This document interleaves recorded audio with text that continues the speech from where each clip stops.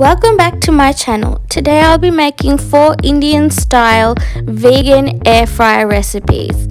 All 4 of these recipes are very easy to make and are the perfect snack. But before we get into the video, don't forget to hit the subscribe button and smash the bell icon so you don't miss my upcoming videos.